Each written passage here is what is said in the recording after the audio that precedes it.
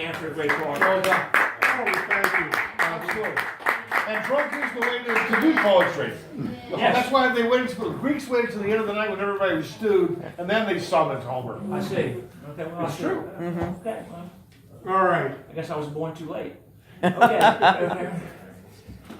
Uncle Newton got hit by a UPS truck, expiring like a brake tag in front of Chackworth Chemical, Biological, and Horticulture. His kidneys were retrieved and now process Greek beverages in Torpin Springs. His corneas are reading Harold Robbins novels, parts that have almost been worn out.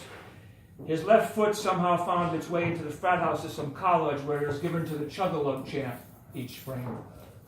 Claudia O'Toole, science maven in the molecular biology department, coming back from a gorilla-rated Haagen-Dazs, chocolate impregnating her bloodstream with the tropical euphoria still allowed by the anti-hedonist no-funners in suburban Glen Castles, scraped enough of Newton's DNA to put it into a potato.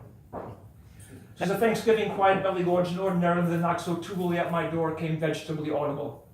Newton, now mostly a starch, bounded up into my end table, scaring me beyond my sphincter etiquette protocols.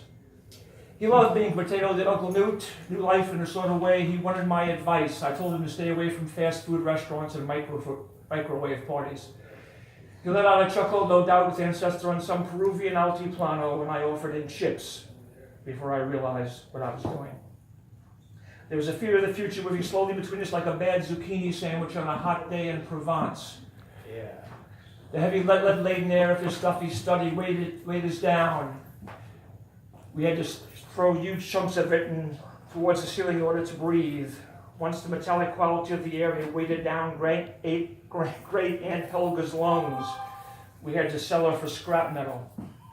I think I once saw her in the right rear quarter panel of a Dodge Aries. Now when I see Unc in every French fry, ironic, he hated de Gaulle with a passion. He told me that life is a comedian while his nose was bleeding like a humorous faucet after eating Bertha's 10-alarm chili at a church cook-off, the heartburn hoedown for Christ. I think of the quote in Bartlett's about life. Quote, we go to school, learn not to steal everybody else's stuff, write nonsensical riddles on public property, or get the Burgermeister's daughter pregnant.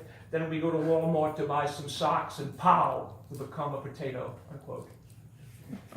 Newton bid me adieu that night, asked me to sneak up to Michelle Pfeiffer and snip off a piece of her flesh and put it in a pre-addressed medical pouch to Chackworth Chemical, Biological, and Horticulture. Attention, Claudia O'Toole.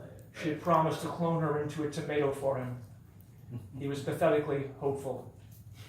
Every Christmas I received bizarre plants in the mail with whom I'd argue about politics late into the night before I eat them.